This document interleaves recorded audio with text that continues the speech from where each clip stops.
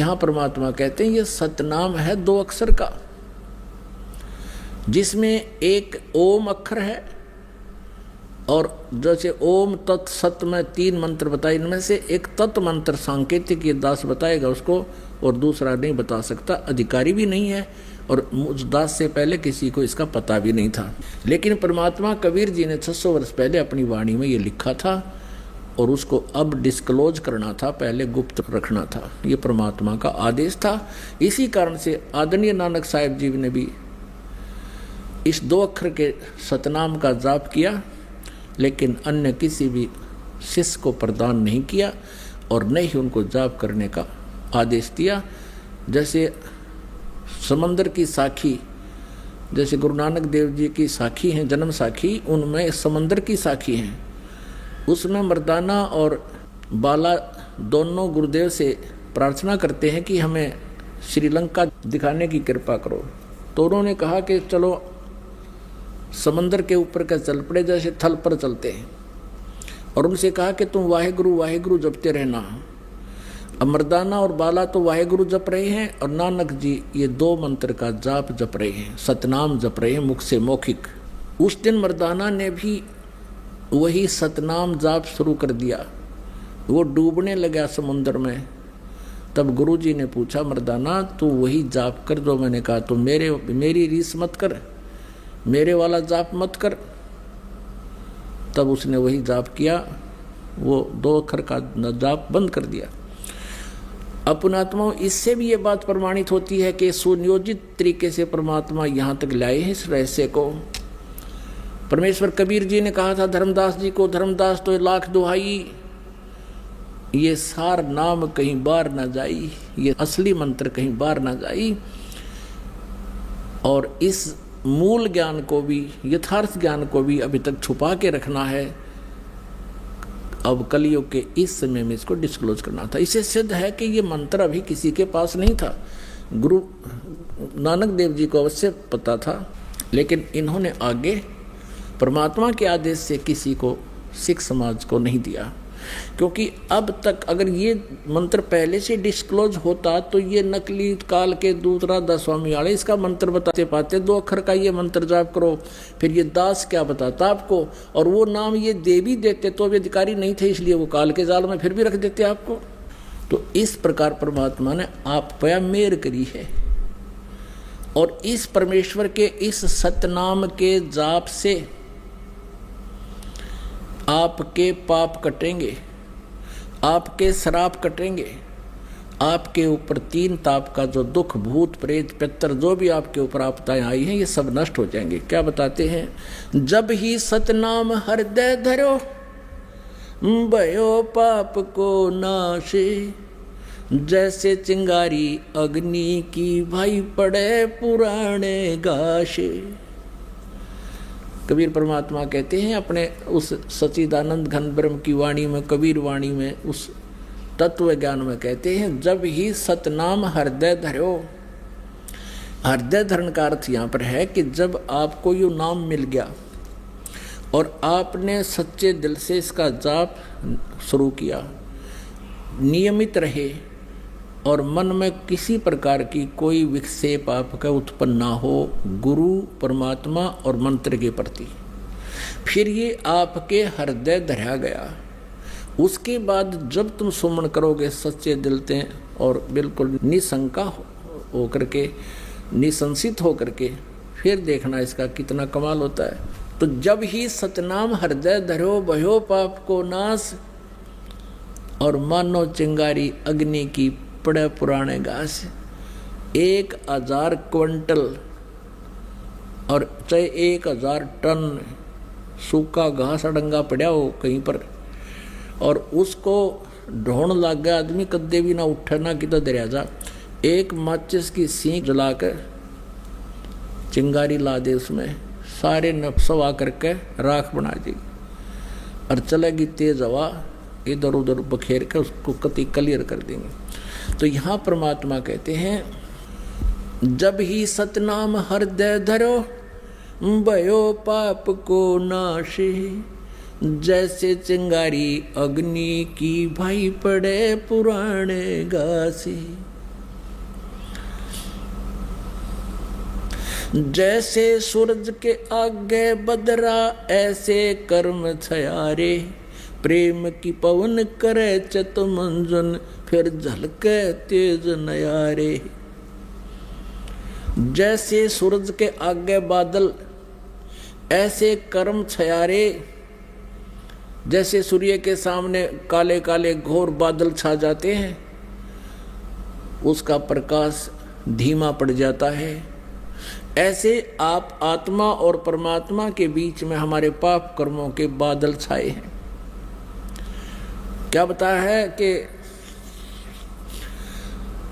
जैसे सूरज के आगे बदरा ऐसे कर्म छयारे, प्रेम की पवन कर चत मंजन फिर झलक तेज नयारे।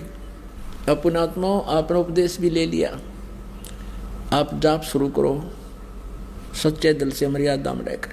कुछ दिनों के बाद क्या होगा कि इस मंत्र से आपके असंख्य जन्मों के पाप जो संचित भी हैं, संचित भी वर्तमान में जो कर रहे हैं, ये भी समाप्त हो जाएंगे। क्योंकि प्रतिदिन हम जाप करते हैं, जैसे साबुन लगाते हैं कपड़ा साफ हो जाता है, डेली मैला भी होता है, साफ हो जाता है। और पहले के कपड़े मैले तो रखे हुए भी साफ कर लेंगे, साबुन मिल गया, तेल मिल गया, सारी व्यवस्था मिल गई हमारी। तो पहले के संचित और प्रारब्ध और क्रियमान, इन तीनों कर्मों का इस सतनाम के जाप से नाश होगा।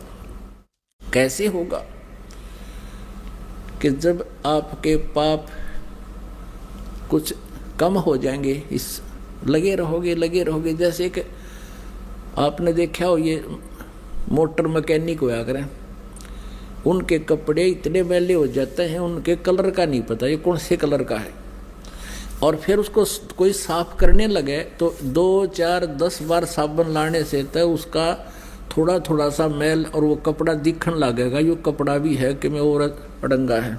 और फिर उसको बार बार फिर धोएंगे, साफ करेंगे, तो धीरे धीरे साबुन से ना होगा तो पेट्रोल से ड्राई क्लीन करेंगे तो वो कपड़ा साफ होगा।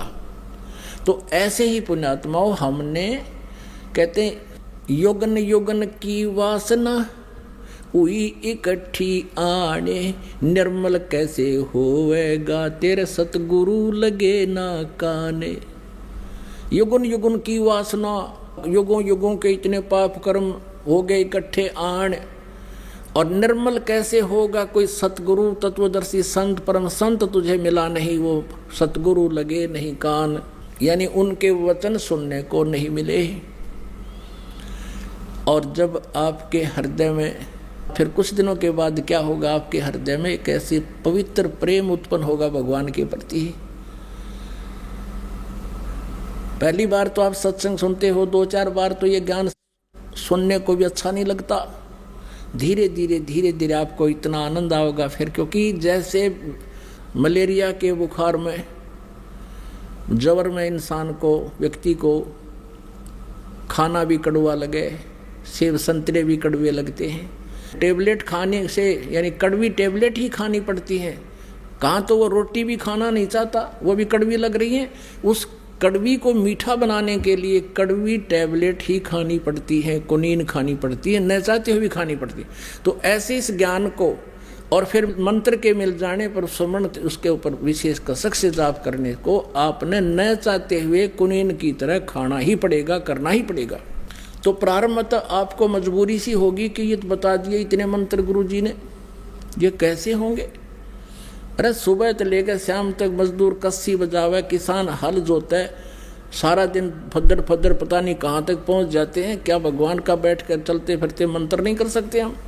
कुछ दिनों के बाद फिर इस मंत्र के बिना आपका दिल भी नहीं लगेगा। तो जैसे बुखार किसी को हो, जबर हो गया है, तो प्रारंभ में उसको रोटी भी अच्छी नहीं लगती, कुनीन खाने से, कड़वी कुनीन ही खाने से, न चाहते हुए भी खाने से, फिर कुछ दिनों के बाद उसका जबर ठीक हो जाएगा। फिर वही मीठी वस्तु आपको जो पहले कड़वी लगती थी भोजन, अब वो स्वादिष्ट लगेगा। अब जैसे परमात्मा कहते हैं, कबीर पिछले पाप से हरि चर्चा ना भावे, कै ऊँग कै ऊठ चले ना और बात चलावे। तुलसी पिछले पाप से हरि चर्चा ना भावे, जैसे जबर के बेग ते भाई भूख विदा हो जावे। तो ऐसे आत्मा के ऊपर पाप कर्मों का जबर हो गया, और इस जबर का नाश करने के लिए ये कड़वी टेबलेट, ये सत्संग वचन जो आज तक आपने सुने नहीं, एक बार तो विद के आदमी इस ज्ञान को सुनकर, एक बार तो ऐसा है जैसे जीभ के ऊपर कुनीन रख दी, ये बताते हैं ब्रह्मा विष्णु महेश से ऊपर कोई और शक्ति है, लेकिन इस कुनीन को आपने खाना चाहिए, इस तत्व ज्ञान को सुनते रहना चाहिए। फिर क्या होगा, कुछ दिनों के बाद ये मंत्र आपको दिया जाता है, तो कुछ दिन तो भक्त आते हैं, शिकायत प्रार्थना करते हैं कि सतनाम चलता नहीं, ज्यादा नहीं होता। कुछ दिनों के बाद आप इसको चलाते रहो धक्का सा करके, कुछ दिन फिर अपने आप चलेगा, आपको बहुत आनंद आएगा। फिर आपकी आंखों में आंसू आने शुरू हो जाएंगे, भगवान की जरा सी भी चर्चा होगी। तो क्या बताते हैं, युगन युगन की वासना हुई इकट्ठी आने, निर्मल कैसे होएगा तेरे कोई संत लगे ना कान। जब संत आपके कान लग जाएंगे, यानी सतगुरु मिल जाएगा, फिर क्या होगा, जैसे सूरज के आगे बदरा ऐसे कर्म छयारे, प्रेम की पवन करे चितमंजन फिर झलके तेज नयारे। आपको बताया ना कि जैसे 1000 टन घास फूस पड़ा हो अड़ंगा, एक माचिस की सींक लगा दे, सवा हो गया, तेज हवा चल इधर उधर बना कर ऐसे फेंक दिया, कहीं गया। तो क्या बताते हैं कि असंख्य जन्मों की वासनाएं तुम्हारे पाप कर्मों को परम संत से प्राप्त उस सतनाम के मंत्र से सभा कर दिया जाएगा, और फिर प्रेम की पवन करे चितमंजन झलके तेज नयारे।